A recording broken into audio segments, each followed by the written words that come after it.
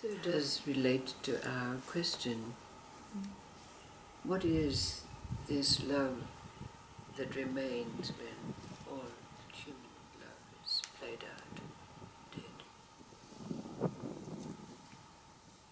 At a time when Buddhism had flooded the lands and even kings were following the Buddha way, there was a noble and handsome prince who during his life had been regaled by stories of the Bodhidharmas, those beings who long for liberation but refuse to move into that place until all sentient beings are saved.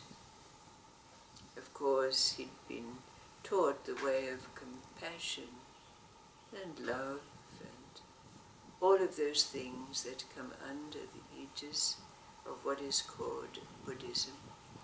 And along with those teachings, of course, was the recognition of that state which is called bodhicitta. But in that time, of course, as there is now and has always been, there was famine, there were wars. In fact, even though he lived in a state of great opulence, suffering was evident all around him. So his heart became inflamed with the desire to become a Bodhidharma, a being who, whilst knowing of and longing for liberation, keeps it at bay to be in service with the purpose of remaining until all sentient beings are saved. To this end, he shed his princely robes, and donning the robes of a wandering monk, he decided to take the ascetic path, that path which took him into a forest where he could dedicate his meditations and his devotions to the purpose of saving all sentient beings. But living in the forest, wearing the monk's robes, he still had the need every day to go into a village nearby with his begging bowl, seeking alms. Now, as it so happened, every day when he passed down the village street, he had to pass by and often stop seeking the largesse of the owners of a little fruit stall. Now, the owners of that fruit stall had a young daughter, and every day this young being would stand and watch as the noble and handsome monk came by, stopping sometimes to smile at her, and she fell desperately, totally, and completely in love. But of course, being in love with a monk, which seemed to say that there was no possibility of the fulfillment of that love, she pined. She grew thin and pale. Her parents begged of her, "What is it?" And of course she told them of her love, her total love for this monk. but they were heartbroken as they watched her grow thinner and paler as her unrequited love took its toll on her body. They grew desperate. They did not want to lose their beloved daughter. So in their desperation, one day they made their way into the forest where they found the simple hut of the monk, the ascetic monk. When they confronted him, they told him their story. They begged him, please, please, save our daughter. In that meeting, in that exchange, something happened in the heart of the prince, now the monk, and immediately he shed his monk's robes, followed the couple into the village where he became betrothed and married to the young woman. After their marriage, he became an exemplary husband. They had children. He was an exemplary father. With dedication, he learned the art of basket making, a way to keep his family. And he made baskets. And as people bought those baskets, they began to realize that when they had one of this being's baskets in their possession, life changed for them. Good things would begin to happen. Prosperity would come. Harmony would come to their families, and so on. For all of their lives, the bank, now husband and basket weaver, passed on the art to his children. And those baskets continued to bring blessings, grace we might call it, to all who came into possession of one of these articles.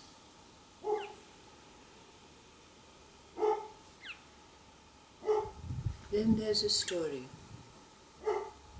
of the Buddha, when one day he asked, "Where is my disciple Ananda?" And he was nowhere to be seen. The Buddha asked Rahula, another of his closest disciples, and Rahula also did not know. But one of the monks said that the last time they had seen Ananda was when he was begging in a town that was inhabited by untouchables. So a monk was sent to find him. And when they found him, he was in the house of a certain widow and her daughter. When they found him, he was in a state of deep meditation, and the monk who was sent brought him out of his meditation and took him back to the place where the Buddha was staying. And the story was told. Ananda said that he had been out begging when he became thirsty and came by a well where one of these young women from the village of the Untouchables was drawing water, and he asked her for a cup of water, but she refused to give it to him, saying, "I am an untouchable. I cannot give water to a pure monk." And Ananda had responded, "I am asking you for water. I am not judging where and what you are." Of course, Ananda was a young and handsome being, and this young untouchable woman had fallen in love with him. So each time when he came to that village, she would be there, and finally got the courage to invite Ananda back to her house. So he went back with her, where the young maiden's mother cooked a meal for him, served him, and the young woman's love grew and grew. Her mother said, "How can you love a monk? Your love will never be returned to you. It cannot be fulfilled." But she grew thin and pale, pining and longing out of this love. Her mother was fearful for her life, and knowing the ways of potions, the mother decided that she would concoct an aphrodisiac, which she would lure Ananda the monk into loving her daughter and fulfilling her wish of being with him. So it was planned. Now Ananda related that he had kept away from this family, knowing that the young woman had fallen in love with him. But when the mother begged him one last time to come and have a meal with him, he had the thought, well, maybe I can draw this love to another level where the young woman will no longer suffer from the loss of unrequited love. But when he went to the house, the mother gave him the potion, and immediately he could feel it entering his blood stream. So he immediately sat and took himself into deep meditation to counteract the effects of this potion. And this is where his companion monk found him. Now, the Buddha asked one of his monks to go to the house of the mother and the daughter and bring them to him. When the mother and daughter arrived, the Buddha asked the daughter, "What is it that you love about Ananda?" And the daughter said, "I love everything about him. I love his eyes. I love his nose. I love his mouth. I love his voice. I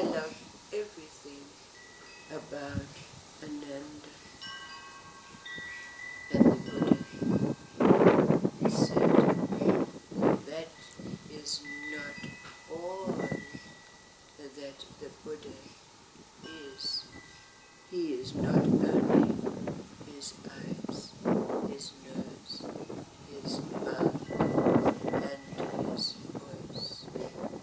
The young maiden had tears in her eyes, and she said, "But I know Ananda can never love me."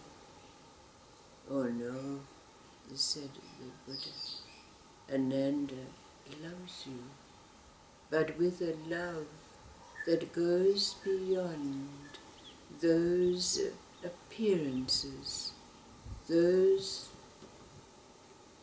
things that one falls in love with, a voice, a mouth, a nose, eyes, even an aura. Ananda has attained the state of bodhicitta. Aspire to attain this state, and then all the love that you seek will be lost, subsumed by that which Ananda has for you, and indeed all of life.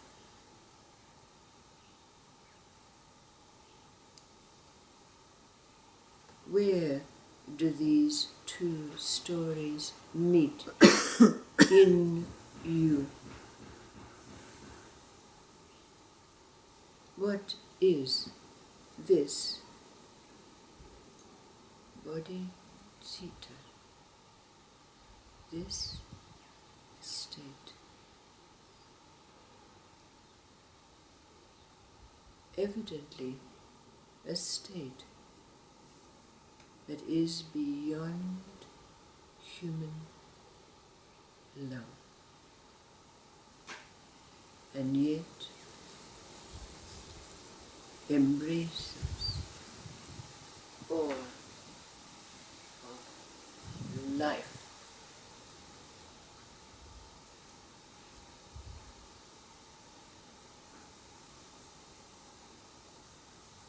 Where do they meet in us, these stories? Where are you now?